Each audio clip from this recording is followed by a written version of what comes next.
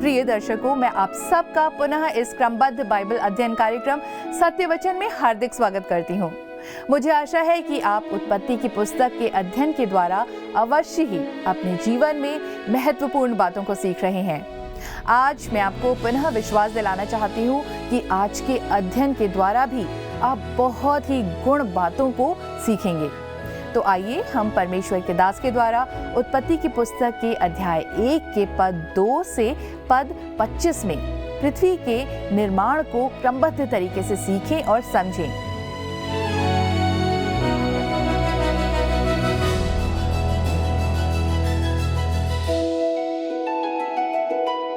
प्रिय दर्शकों, नमस्कार और सत्य वचन के एक और प्रसारण में आपका स्वागत है।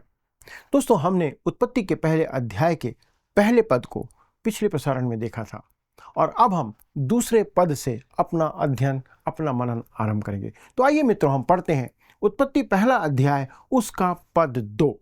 लिखा है, पृथ्वी बेडौल और सुनसान पड़ी थी और गहरे जल के ऊपर अंधियारा था तथा परमेश्वर का आत्मा जल के ऊपर मंडराता था।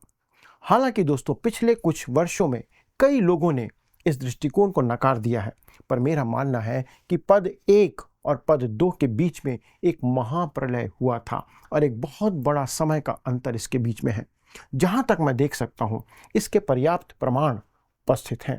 सबसे पहले इस विशाल सृष्टि पर ध्यान दीजिए। इसमें कुछ तो हुआ था, कुछ परिवर्तन आया था। चांद पर मनुष्य की यात्रा के द्वारा मात्र बंजर भूमि की जानकारी हमें प्राप्त हुई थी। जब वहां पर गए तो पता चला कि वहां पर केवल बंजर भूमि है, पर वहां तक कैसे पहुंचना है ये हमें नहीं मालूम था। हम वहां कैसे पहुंचे, और मेरा अनुमान है कि उस महाप्रलय के द्वारा से ही हम उस बात को जान पाए। इसका उल्लेख विशेष तौर पर पृथ्वी के संदर्भ में किया गया है, क्योंकि इसे उस स्थान पर स्थापित किया जाना था जहां मनुष्य वास करने जा रहा था या उसे वास करना था। और इस कारण ही लिखा है कि पृथ्वी बेडौल और सुनसान पड़ी थी। उस समय उस पर कुछ नहीं था। और दोस्तों, आगे लिखा है, और गहरे जल के ऊपर अंधियारा था। मित्रों, यह उस पृथ्वी पर परमेश्वर की अनुपस्थिति को प्रकट करता है।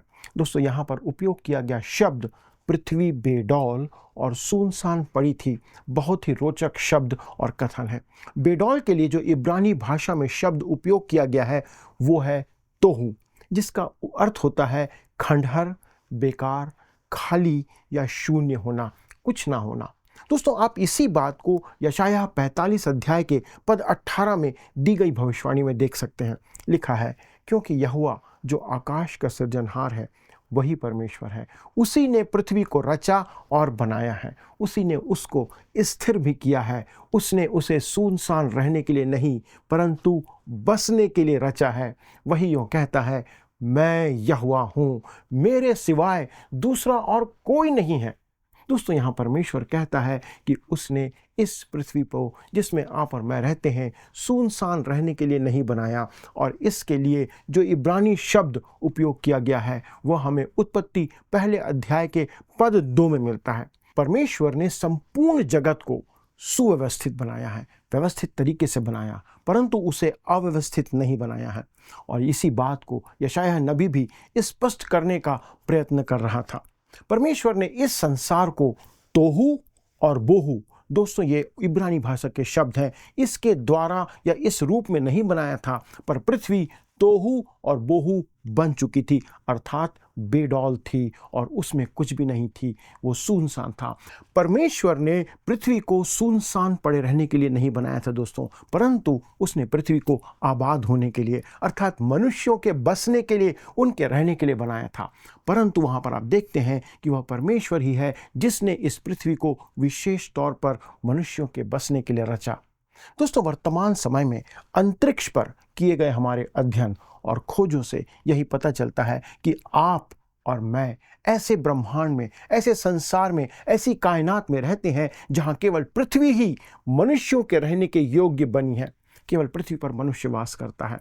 और मेरा ऐसा मानना है कि उत्पत्ति की पुस्तक हमें बताती है कि जब परमेश्वर की आत्मा जल पर मंडरा रही थी, तब यह पृथ्वी बेडौल और सुनसान पड़ी थी, उस पर कुछ भी नहीं था। और यह चंद्रमा के समान ही निर्जन पड़ी थी, जैसा आज चंद्रमा है वैसी तब ये थी। और मेरा मानना है दोस्तों और विश्वास है कि ये पूरा ब्रह्मांड इस कायनात को इस महान विनाश की चपेट में लाया गया या आया था। और यह महाविनाश क्या था जो बहुत पहले हुआ, हम केवल अनुमान लगा सकते हैं कि इस धरती पर आदम के आने से पूर्व कोई प्राणी या जीवन था जो यहाँ पर वास करता था, रहता था। और ऐसा प्रतीत होता है दोस्तों इस पद को पढ़ने से कि इन सब का संबंध भोर के पुत्र अर्थात लूसीफर के पतन या उसके स्वर्ग से गिराए जाने से जुड़ा हुआ है, जो शैतान बन गया, जैसा आज हम उसे जानते हैं और उसे हम शैतान कहते हैं, जो लूसीफर था। दोस्तों मुझे लगता है कि यह सब इसमें शामिल है, लेकिन परमेश्वर ने हमें इसका विवरण यहाँ पर नहीं दिया है। सच तो यह है दोस्तों कि उत्पत्ति के पहले अध्याय में उसने हमें संसार के बारे में, संसार की सृष्टि के बारे में, उसकी रचना के बारे में बहुत कम विवरण दिया है। हम बहुत कम जानते हैं। तब जैसा हम पढ़ते हैं, लिखा है परमेश्वर का आत्मा जल के ऊपर मंडराता था।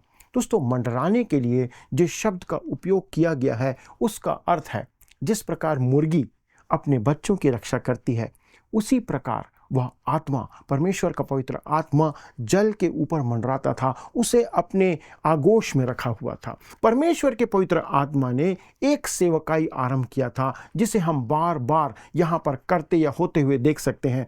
यह है सृष्टि का पुनः निर्माण। परमेश्वर ने उसे बनाया था और जब विनाश हुआ तो उसके बाद फिर उसे वो व्यवस्थित करता है। पवित्र आत्मा इस चित्रण में आता है और पुनः निर्माण करते हुए यहाँ पर हम उसे देख सकते हैं, और यही वह हमारे लिए भी करता है। दोस्तों हमारे जीवन में पुनः निर्माण का काम परमेश्वर करता है।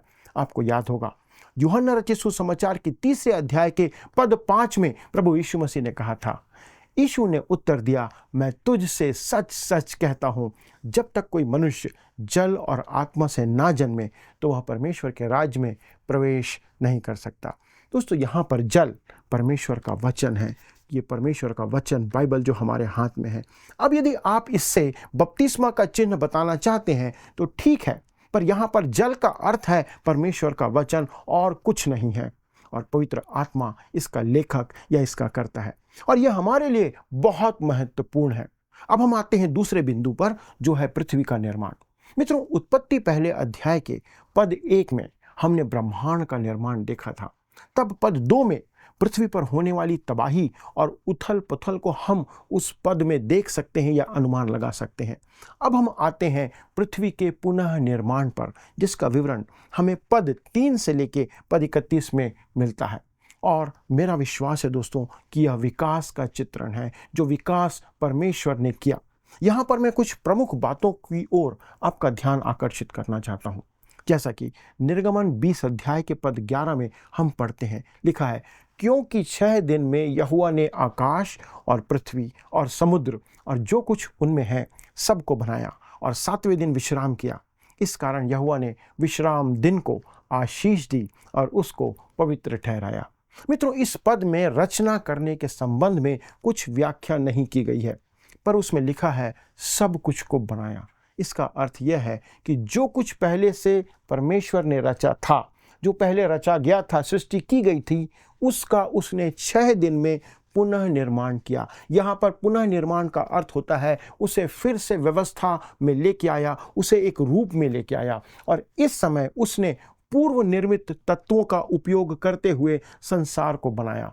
संभवतः दोस्तों जिसे उसने करोड़ों वर्ष पहले निर्माण किया रहा होगा। यहाँ पर समझने की बात यह है दोस्तों कि करोड़ों वर्ष पहले संभवतः परमेश्वर ने सब कुछ बनाया था, उस मैटर को, वस्तु को बनाया था, लेकिन यहाँ पर जब हम 6 दिन में इसके पुनः निर्माण को देखते हैं तो परमेश्वर उसी पहले से बनाए गए मैटर या तत्वों का उपयोग करते हुए उसे एक नया रूप प्रदान करता है, व्यवस्थित करता है। यहाँ पर यह कहा गया है परमेश्वर ने जीवन का निर्माण किया और उसे उसने पृथ्वी पर रख दिया, अर्थात मनुष्य को, और उसने पृथ्वी के लिए आदम को रचा।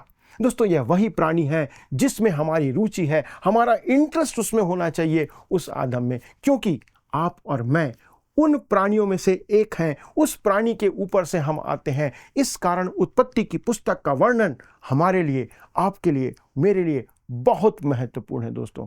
आइए हम आगे बढ़ते हैं और पढ़ते हैं उत्पत्ति की पुस्तक के पहले अध्याय के पद 3 से लेकर के 5 तक, जहां पर आपको प्रथम दिन जिसमें ज्योति बनाई गई उसके बारे में परमेश्वर का वचन कुछ बताता है।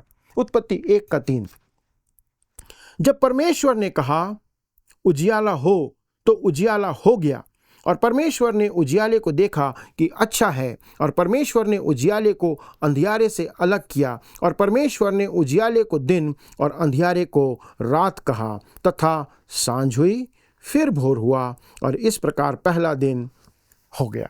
दोस्तों, वह 24 घंटों का दिन रहा होगा जिसे परमेश्वर ने बनाया। मुझे समझ नहीं आता कि इससे आप और क्या अनुमान लगा सकते हैं।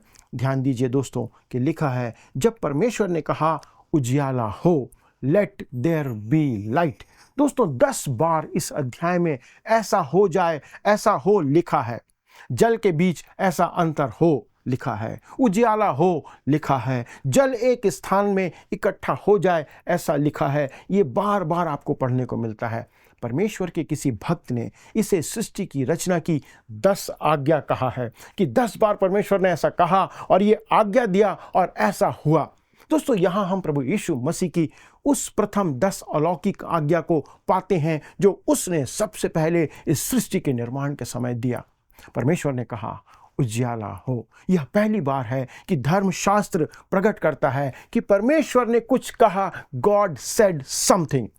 फिर दूसरा दिन आता है जिसमें भूमि और आकाश के मध्य का वो खाली स्थान भरा जाता है, जो भूमि से लेके आकाश के बीच का ये स्पेस है।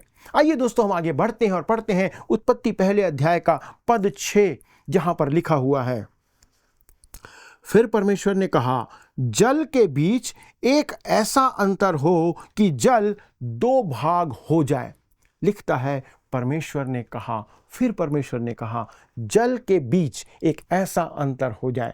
मित्रों, इस खाली स्थान के लिए इब्रानी भाषा में रकिया शब्द उपयोग किया गया है, जिसका अर्थ होता है खाली स्थान, एम्प्टी स्पेस, जिसको आज हम स्पेस कहते हैं। पृथ्वी से लेकर के आकाश के बीच का जो जगह है, लिखा है जल के बीच एक ऐसा अंतर हो जाए। दोस्तों, इसका अर्थ क्या होता है? सबसे पहले परमेश्वर ने जल को लंबवत तरीके से वर्टिकली उसको डिवाइड किया, ऊपर और नीचे के बीच में उसे विभाजित किया। अर्थात जो जल था उसमें से आधा उसने नीचे रखा और आधा उसने ऊपर ले गया, जिस कारण जल ऊपर भी है और जल नीचे भी है। तब हम आगे बढ़ते हैं। आइए अब हम पढ़ते हैं पद 7 को। लिखा है, तब परमेश्वर ने एक अंतर बनाकर उसके नीचे के जल और उसके ऊपर के जल को अलग अलग किया, और वैसा ही हो गया। मित्रों, हमारे भारत में आप यदि मेघालय में चले जाएंगे तो वहाँ पर एक स्थान है जिसका नाम है बवानसराम और चेरापूंजी। ये 2 ऐसे स्थान हैं जहाँ पर बहुत बारिश होती है, लगातार बारिश होती रहती है, और थोड़े ही समय में वहाँ पर कई इंच वर्षा हो जाती है, जो कि सामान्य बात है वहाँ के लिए, क्योंकि वहाँ पर उतनी बारिश होती है। मित्रों, बादल में ऊपर इतना पानी है कि चंद मिनटों में वह कई इंच बारिश इस पृथ्वी पर ला सकता है। इतना पानी ऊपर है, परमेश्वर ने उसे जमा करके रखा है, इसलिए वहाँ से हम इस बात को समझ सकते हैं। परमेश्वर ने यही किया है दोस्तों, उसने पानी को ऊपर और नीचे विभाजित कर दिया है। तब आइए आगे बढ़ते हैं और पद 8 में आते हैं। कहता है, और परमेश्वर ने उस अंतर को आकाश कहा, तथा सांझ हुई, फिर भोर हुआ, इस प्रकार दूसरा दिन हो गया। लिखा है, और परमेश्वर ने उस अंतर को आकाश कहा। दोस्तों, यह वह आकाश नहीं है हम में से बहुत से लोग जिसको सोचते हैं। वास्तव में दोस्तों, बाइबल 3 आकाश की बात करती है, और अंग्रेजी भाषा में इसके लिए हेवन शब्द उपयोग किया गया है।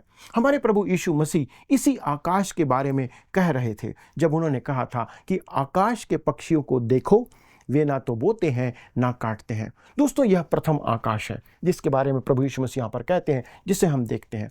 दूसरा आकाश वह स्थान है जहाँ आकाश के तारागण पाए जाते हैं, जिसको हम रात के समय देखते हैं। उस आकाश में हमें तारे दिखाई देते हैं जहाँ पर ग्रह है, सारा सौरमंडल है। और तीसरा आकाश या हेवेंस वह स्थान है जहाँ परमेश्वर तथा उसके स्वर्गदूत निवास करते हैं। ये शायद उससे ऊपर, बहुत ऊपर है।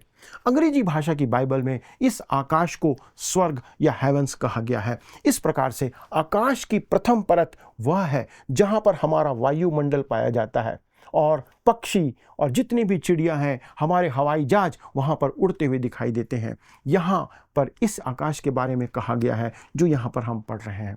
आइए दोस्तों, अब हम आगे बढ़ते हैं और पढ़ते हैं पद 9 को, जो कि 3 अध्याय का है। और यहाँ पर हमें एक विषय देखने को मिलता है, वो है सृष्टि के संदर्भ में। आइए पढ़ते हैं पद 9। फिर परमेश्वर ने कहा, आकाश के नीचे का जल एक स्थान में इकट्ठा हो जाए और सूखी भूमि दिखाई दे। पद 10 में कहता है, परमेश्वर ने सूखी भूमि को पृथ्वी कहा, तथा जो जल इकट्ठा हुआ उसको उसने समुद्र कहा, और परमेश्वर ने देखा कि अच्छा है। दोस्तों, हमने पहले देखा कि जल का लंबवत अर्थात वर्टिकल डिवीजन किया गया, जो ऊपर और नीचे में पानी को विभाजित करता है। तो परमेश्वर ने सबसे पहले पानी को नीचे और ऊपर के भागों में विभाजित कर दिया। अब दोस्तों, जो नीचे का जल था, जो पानी नीचे था, उसको सूखी भूमि और पानी के उस स्थान के रूप में वह विभाजित करता है। आप ध्यान रखें मित्रों कि इसमें कोई अवैज्ञानिक बात नहीं है। ये कोई ऐसी बात नहीं है कि मैं अपनी कल्पना से कह रहा हूं या परमेश्वर ने वचन में कोई झूठी बात डाला है। वैज्ञानिकों का कहना है कि जिस सूखी भूमि पर आज आप और मैं रहते हैं, वह एक दिन पूर्ण रूप से जल में, पानी में डूबी हुई थी। और यह स्पष्ट रूप से एक ऐसा निर्णय था जो बहुत पहले अनंत काल में पृथ्वी पर आया था। और हम इसके बारे में व्यवहारिक रूप से, प्रैक्टिकली हम कुछ भी नहीं जानते, ना हमारे पास ऐसी कोई सिद्ध करने की बात है। हम जो कुछ भी कहते हैं वह अनुमान पर आधारित होता है, वैज्ञानिक दृष्टिकोण से।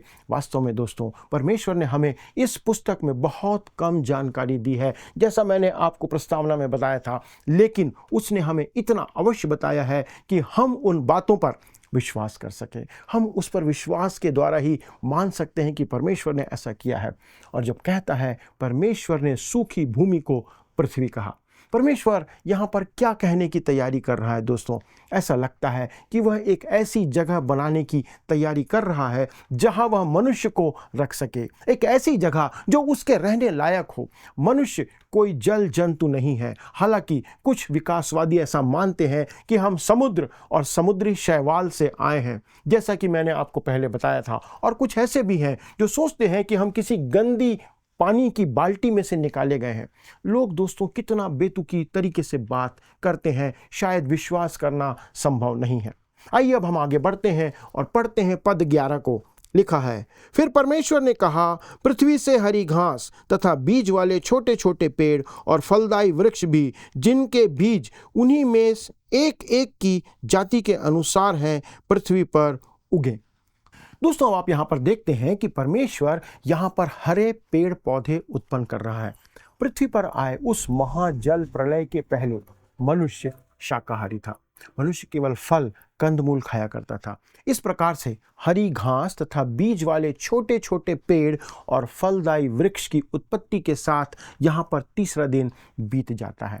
अब आइए हम आगे बढ़ते हैं और पद 12 और 13 को पढ़ते हैं। लिखा है, इस प्रकार पृथ्वी से हरी घास और छोटे छोटे पेड़, जिनमें अपनी अपनी जाति के अनुसार बीज होते हैं, और फलदायी वृक्ष, जिनके बीज एक एक की जाति के अनुसार उन्हीं में होते हैं, उगे। और परमेश्वर ने देखा कि अच्छा है, तथा सांझ हुई, फिर भोर हुआ। इस प्रकार 3 दिन हो गया।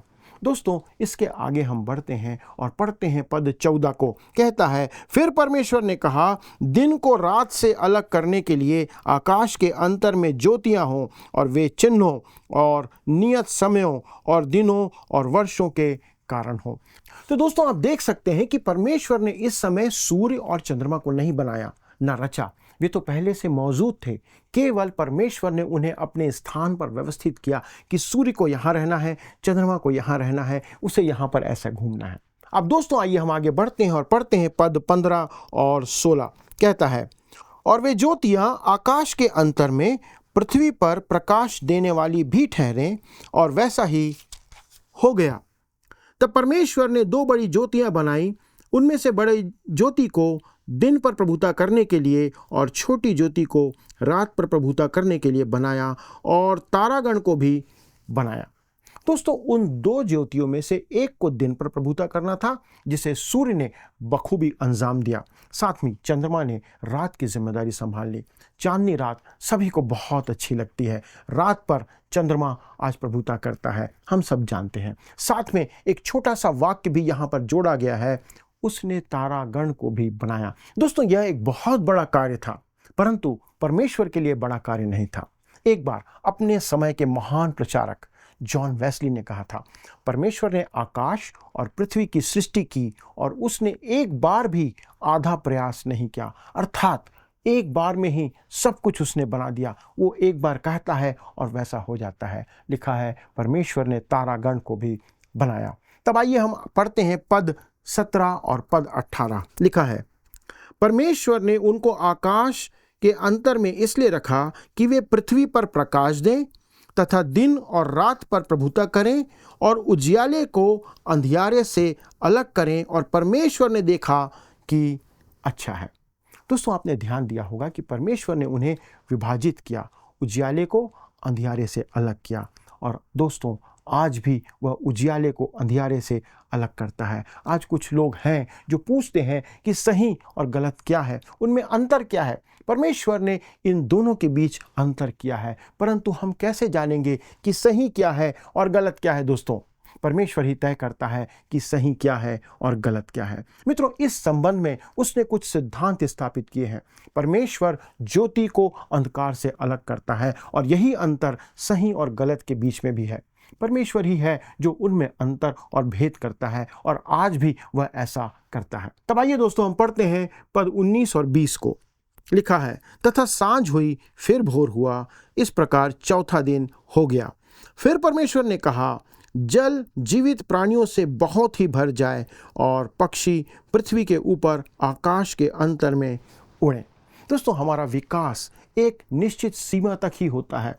इसका अर्थ यह नहीं है कि सब कुछ एक छोटे से प्रयास से हुआ है, बल्कि यह है कि परमेश्वर ने हर प्राणी को एक बनाया है, एक एक को बनाया है और हर एक का विकास हुआ है। परमेश्वर ने कहा, जल जीवित प्राणियों से बहुत ही भर जाए और पक्षी पृथ्वी के ऊपर आकाश के अंतर में उड़े।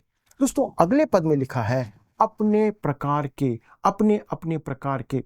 दोस्तों, यहाँ पर जो शब्द प्रकार का उपयोग किया गया है, ये प्रजाति नहीं है जैसा कि डार्विन ने भी कहा था, बल्कि इसका अर्थ उससे कहीं अधिक है। वह शब्द है समुदाय या जाति, अर्थात अपने अपने समुदाय या जाति के अनुसार वे बने। किसी एक वैज्ञानिक ने कहा था कि वह इस संबंध में दूसरे पर्यायवाची शब्द को खोज रहा था। तब किसी बाइबल कॉलेज के एक विद्वान प्राध्यापक ने समुदाय के लिए प्रकार शब्द का उपयोग किया कि वह इस जाति के, उस प्रकार की स्पीसीज के लिए ये प्रकार शब्द का उपयोग कर सके। यदि आप शब्दकोश में उस शब्द का अर्थ देखेंगे तो आप पाएंगे मित्रों कि उसका अर्थ है उसी समुदाय के, उसी प्रकार के या उसी स्पीसीज के अन्य प्राणियों को यहाँ पर बताया गया है।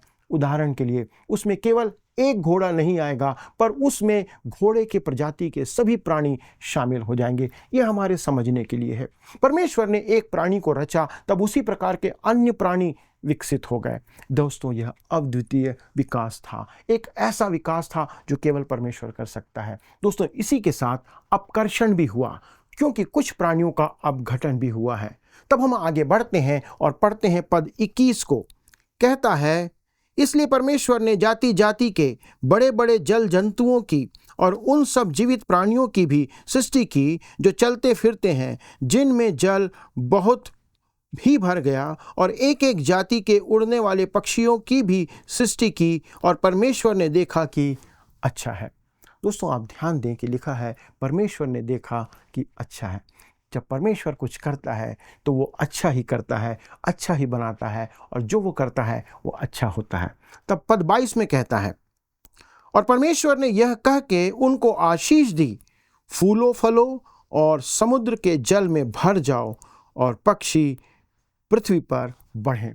दोस्तों, और वो कहता है कि पक्षी पृथ्वी पर बढ़ें। तब आइए दोस्तों, हम आते हैं पद 23 पर। कहता है, तब सांझ हुई, फिर भोर हुआ, और इस प्रकार पांचवा दिन बीत गया। और अब हम आगे बढ़ते हैं 6वें दिन की ओर, जहां पर प्राणियों की प्रजनन क्षमता हमें बताई गई है। आइए पढ़ते हैं पद 24 और 25। लिखा है, फिर परमेश्वर ने कहा, पृथ्वी से एक एक जाति के जीवित प्राणी अर्थात घरेलू पशु और रेंगने वाले जंतु और पृथ्वी के वन पशु जाति जाति के अनुसार उत्पन्न हो, और वैसा ही हो गया। इस प्रकार परमेश्वर ने पृथ्वी के जाति जाति के वन पशुओं को और जाति जाति के घरेलू पशुओं को और जाति जाति के भूमि पर सब रेंगने वाले जंतुओं को बनाया, और परमेश्वर ने देखा कि अच्छा है। दोस्तों, आगे फिर लिखा है, अपने ही प्रकार के, जो अपने ही प्रकार के जाति को प्रकट करता है। दोस्तों, अब हम आगे बढ़ते हैं और देखते हैं कि परमेश्वर ने किस प्रकार से इस बात को अंजाम दिया कि हम परमेश्वर के इस सृष्टि में पेड़ पौधों और प्राणियों और मानव जाति को अलग करते हुए देखते हैं, जहां पर कहता है हम मनुष्य को अपने स्वरूप के अनुसार अपनी समानता में बनाएं। दोस्तों, यह प्राणी आपके और मेरी रुचि का विषय है, क्योंकि यही हमारे आदि माता पिता हैं, जिसका अर्थ यह है कि हम सभी आपस में भाई बहन हैं। परमेश्वर ने हम सभी को एक दूसरे के संबंध में बनाया है, और यह कोई दुर्घटना नहीं है, पर परमेश्वर की योजना है। आइए दोस्तों, हम परमेश्वर की इस योजना के लिए उसे धन्यवाद दें। आइए हम परमेश्वर को वो सारी आदर और महिमा दें जिसके योग्य परमेश्वर हैं। आइए प्रार्थना करें। हमारे स्वर्गीय पिता, हमारे प्रभु यीशु क्रिस्त के नाम से आपको धन्यवाद देते हैं इस सुंदर अध्ययन के लिए, जो प्रकट करता है कि आप सृष्टिकर्ता हैं, हमारे रचनाकार हैं, और आपने सब कुछ हमारे लिए सृजा है। धन्यवाद के साथ विनती प्रभु यीशु क्रिस्त के नाम से मांगते हैं, आमीन। प्रिय दर्शकों, मुझे आशा है कि आपने आज के अध्ययन के द्वारा अवश्य ही अपने जीवन में पृथ्वी के निर्माण की महत्वपूर्ण बातों को सीखा है। मित्रों, ये क्या ही महत्वपूर्ण बात है कि हम परमेश्वर की सृष्टि की बातों को सीख रहे हैं कि कैसे पृथ्वी का निर्माण हुआ। हमने देखा कि कैसे 6 दिन परमेश्वर ने बेडौल पड़ी पृथ्वी को सुसज्जित किया और हम सब के लिए तैयार किया। कृपया आप अपनी आशीषों को अवश्य ही हमारे साथ साझा करें और निरंतर प्रभु की संगति में बढ़ते रहें। आइए अब हम प्रश्न को देखें। पिछले प्रश्न का उत्तर है बी, आकाश और पृथ्वी। आदि में परमेश्वर ने आकाश और पृथ्वी की सृष्टि की। आज के अध्ययन पर आधारित प्रश्न है, यूहन्ना 3:5 के अनुसार जल को क्या कहा गया है? ए, परमेश्वर का आत्मा, बी, जीवन का जल, सी, परमेश्वर का वचन, या डी, जीवन का आधार। मित्रों, इस प्रश्न का उत्तर हमें कल सुबह 6 बजे से पहले विकल्प ए, बी, सी या डी के साथ अपना नाम, पता, स्थान के साथ 9651433397 96514 33397 पर SMS या WhatsApp करें।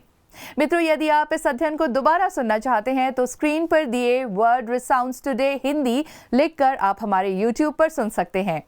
अधिक जानकारी और प्रार्थना के लिए आप दिए गए नंबर 9651433397 96514 33397 पर संपर्क कर सकते हैं। हमारे परामर्शदाता आप सबकी सहायता के लिए तत्पर हैं। प्रभु आप सभी को आशीष दे। क्या आपको यह कार्यक्रम पसंद आया? अभी हमें एक मिस कॉल करें और आप अगले विजेता हो सकते हैं।